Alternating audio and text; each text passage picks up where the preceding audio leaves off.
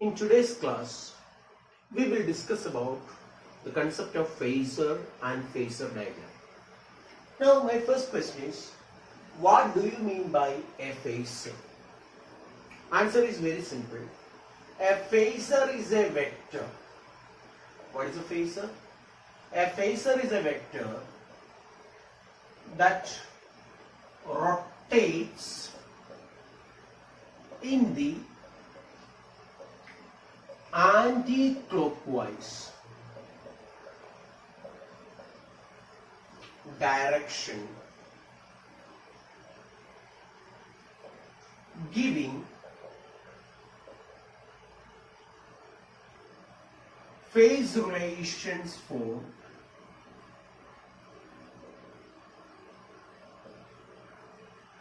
AC voltage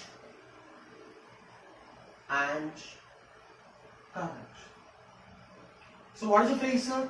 A phasor is a vector that rotates in the anti-clockwise direction, giving the instantaneous phase relationship for AC voltage and current. Giving the instantaneous phase relationship for AC voltage and current. So this is the first thing I can say regarding a phasor. A phasor, what is then a phasor? A phasor is a vector. What does that vector do? It rotates in the anti-clockwise direction. For what purpose? For giving the phase relationship for the AC voltages and currents. Voltages and currents. Okay. Now let us analyze this one. Here the voltage given us, as we see in the previous video, that the AC voltage V is equal to V0 sine omega t, right? Here I said V0 is the amplitude of the voltage, or otherwise the peak value of the AC voltage. The term omega t represents the phase of this voltage. Understand that? The term omega t represents the phase of this voltage. Which means, if I represent this by means of a phasor diagram, yes, this is the representation I am coming to. This is where we say. So, or otherwise I will write this equation like V0 sine theta, where theta is equal to omega t. So, we take theta is equal to 0 here, theta is equal to pi by 2 here, theta is equal to pi here, and theta is equal to 3 pi by 2 here. Now, what is this equation given? V is equal to V0 sine omega t. I can draw it likewise. And the length of this is V0. Now, the required voltage is represented here. The required voltage. Now, let me tell you this angle is omega t.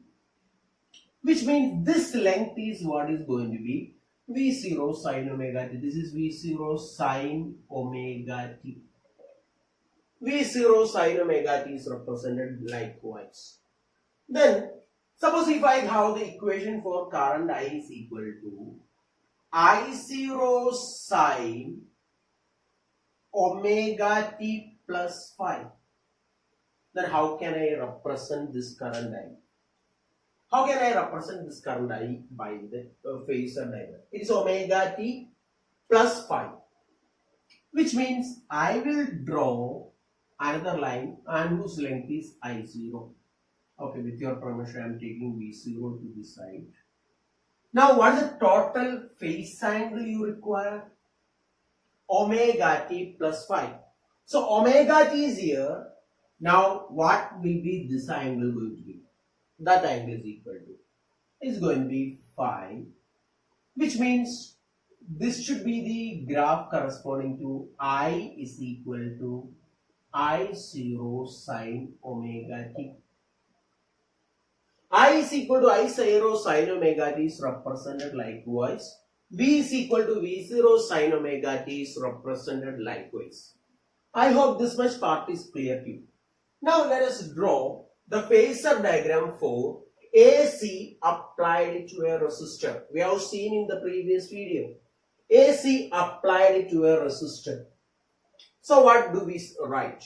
The equation for voltage V is equal to V0 sine omega t. That means if I take the phasor here, then I can say this is V0. This angle is omega t, and this becomes V0 sine omega t. And correspondingly, what is the graph? What is the equation for current I is equal to?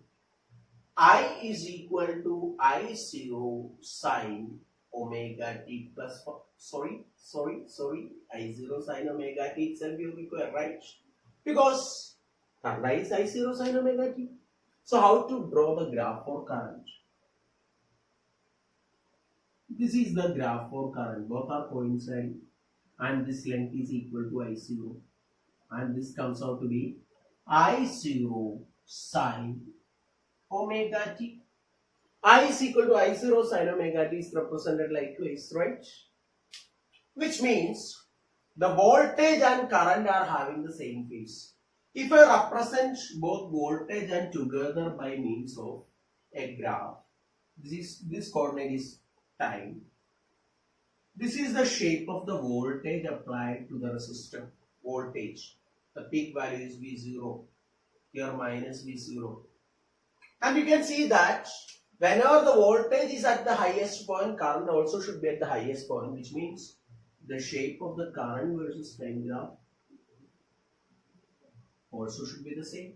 Why? Because they are in the same phase. They vary in the similar sense. Which means I can say this is I0 and this is minus I0. This is how the AC applied to a resistor can be plotted. The figure shows AC applied to an inductor of inductance L. Let the supply voltage be represented as V is equal to V0 sine omega t. From our knowledge, the voltage across the inductor, which is nothing but the supply voltage, is equal to L into di by dt. Right? The supply voltage across the inductor, which is nothing but the supply voltage, that has to be equal to L into di by dt, because the entire supply voltage must appear across this inductor only. No other device is present here. So I can say V0 sine omega t dt is equal to, I have taken this dt to the side, L di, or I will take this L also to the denominator, so this is di. Now what is our next job? We need to find out the current, which means I will integrate this function. Integral di is equal to V0 by L into integral sine omega t dt. And you know the integration of sine omega t dt, this is equal to V0 divided by omega L minus cos omega t. And the other side of the integral will give you the current I. So current I is equal to V0 divided by omega L minus cos omega t, or I will write V0 by omega L. What? Cos omega t can be written as sine omega t minus pi by 2. So you may be asking, sir, how are you writing this? We know that sine theta minus 90 is equal to minus of sine 90 minus theta. What is sine 90 minus theta? It is cos theta. So let me tell you, sine theta minus 90 is equal to minus of sine 90 minus theta. So that is what I have represented here. Now let me take the answers together. I hope this much part is clear to you. I am wiping off this part and then I will write the voltage and current expressions once again. The supply voltage V is equal to V0 sine omega t is what we wrote. Corresponding to the current I will write I is equal to I0 sine omega t minus pi by 2. Okay, ready. Now look at the phase of voltage and current. The phase of voltage is omega t. The phase of current is omega t minus pi by 2. What does that mean? Now we will take our attention into drawing this phasor diagram. The first thing that we often do is drawing the voltage phasor and then we will draw the current phasor. Okay.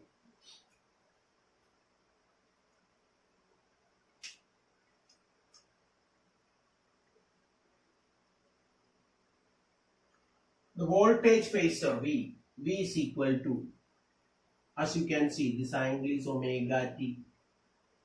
The length of this one is V0. This is V0 sine omega t. Now where should I draw this current phasor? Tell me, where should I draw this current phasor? The angle for current is omega t minus pi by 2. So which means what? So I have to subtract pi by 2 from omega t. So omega t comes out to be here. So minus pi by 2 means I have to take this much. That means the phasor for current is something like this. Right? So what will be this angle comes out to be? So I have to subtract 90 degree from this. So this is pi by 2. And this is current IC. This is I0. And I can say this is I0 sine omega t minus pi by 2. I0 sine omega t minus pi by 2. So we can say an important sentence here, where for AC applied to an inductor. For AC applied to an inductor, comma, current lags the voltage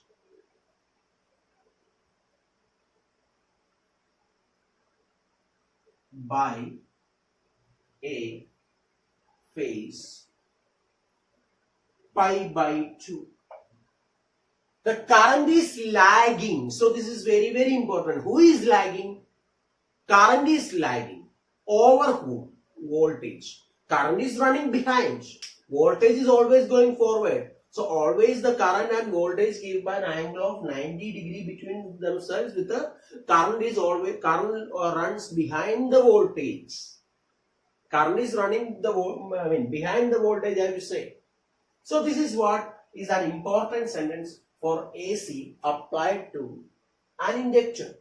Now we will have the graphical representations for the voltage and current. As you can see on the other side of the board, considering the graphical representation, the voltage is represented likewise. The peak value being V0 minus V0. Now we have the expression for current I is equal to minus I0 cos omega t, right? Minus I0 cos omega t minus I0. So that means it is a negative of the cosine function, you have to understand. Which means the graph should be something like this.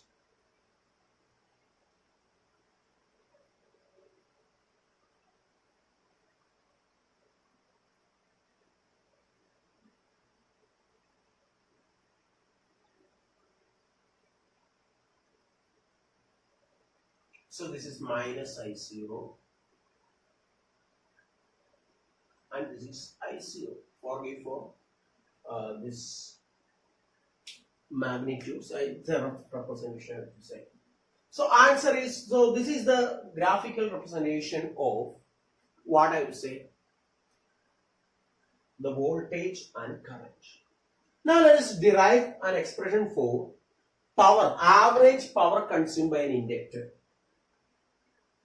Average power consumed by an inductor. So we have the formula for power, average power. Power is equal to VI, right? Now V is equal to V0 sine omega t and I is equal to minus I0 cos omega t, right? So I will say power P is equal to minus V0 I0 by 2 into 2 sine omega t cos omega t, right? 2 sine omega t cos omega t.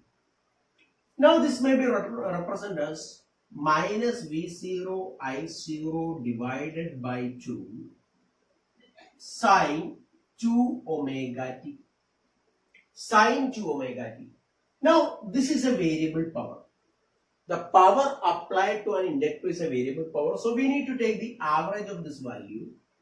The average power is equal to minus V0 I0 divided by 2 into average of sine 2 omega t. As we know, the average of sine theta over a complete cycle is 0. So this term comes out to be 0. So what do you have to say? An average power consumed by an ideal inductor in an AC circuit is 0. I repeat that sentence. Average power consumed by an ideal inductor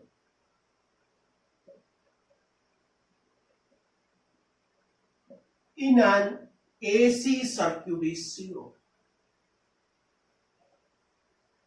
The average power consumed by an ideal inductor in an AC circuit is 0.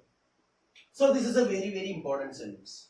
Now we can understand the same idea from the graph also. Look at the graph. Here the voltage is positive, current is negative.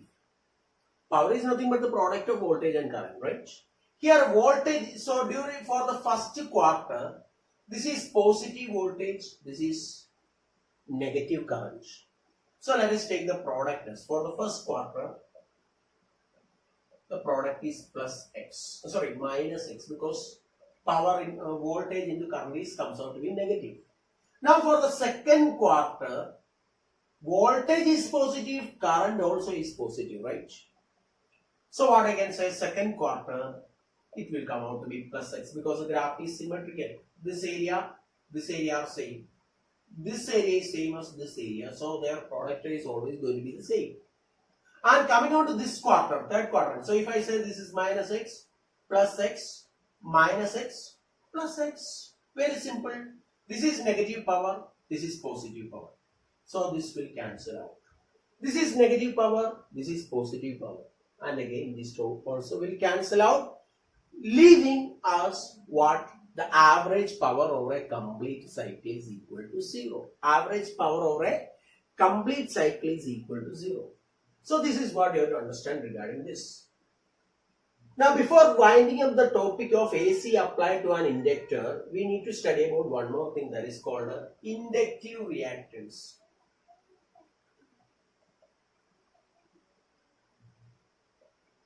So what do you mean by reactance? We will discuss about it. But before that we have got I0 is equal to, if you just rewind your video a little bit, you can see that I0 is equal to V0 divided by omega L. V0 divided by omega L, right? I am going to write this as V0 divided by XL. What is then XL is equal to? XL is equal to omega L. Omega being 2 pi F. So this is 2 pi Fl. Now that can be written as V0 divided by I0, right? V0 divided by I0 is equal to 2 pi Fl. Hope this much part is clear to you. Then my question, what is the dimensions of XL? What is the dimension of XL? You can easily see that the dimension of XL is same as that of the resistance. So therefore we say XL as inductive reactance. XL is defined as inductive reactance. Now the question is, can you tell me what is going to be the definition of inductive reactance? I told you it has the dimensions of resistance. So tell me what is going to be the definition of inductive reactance. What is going to be the definition of inductive reactance? Very simple, you can say it is the resistance offered by an inductor. Inductive reactance is the resistance offered by an inductor. Resistance offered by an inductor is called inductive reactance. Resistance offered by an inductor is called inductive reactance. Now I am going to plot a graph between the inductive reactance and the frequency, XL versus F graph.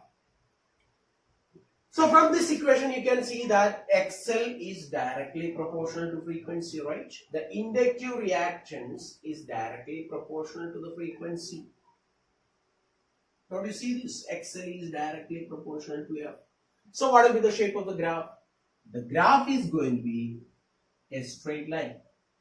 And the slope of this graph is 2 pi L. So very important term what sir says now.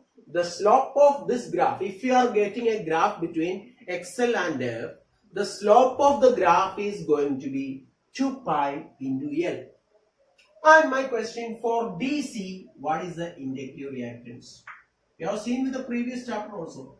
For DC, what I will say is the frequency is equal to 0. The frequency of DC is equal to 0, which implies the inductive reactance is equal to 0. Often I used to say an inductor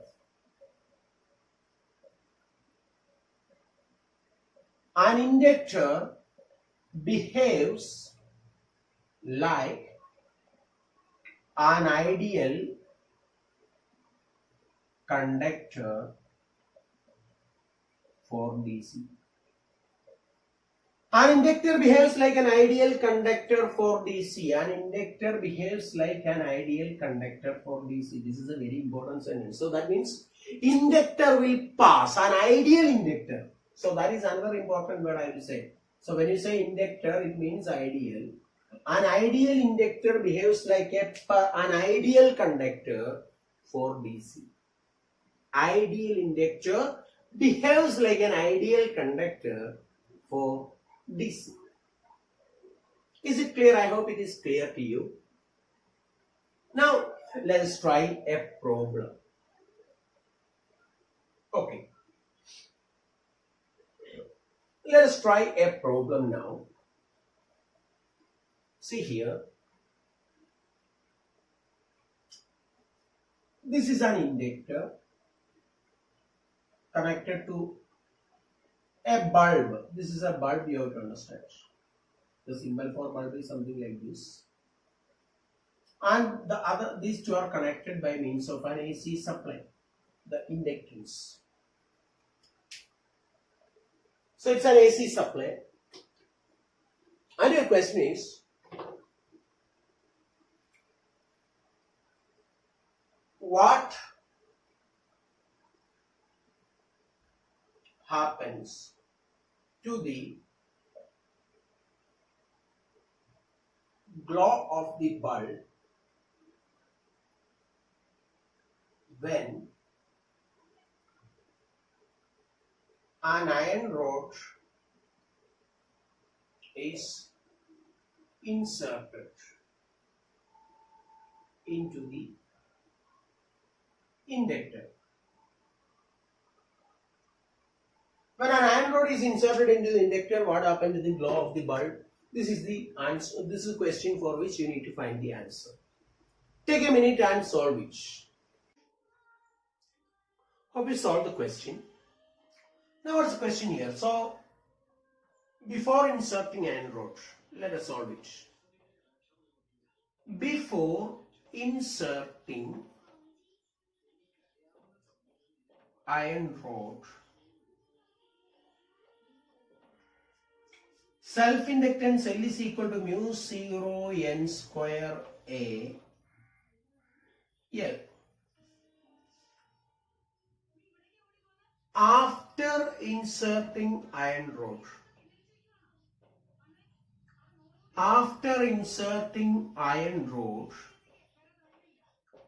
the self-inductance becomes mu 0 mu r n square A L.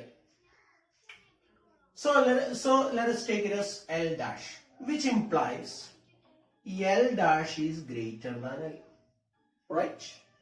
L dash is greater than L, which means what? Okay, I am wiping out the question.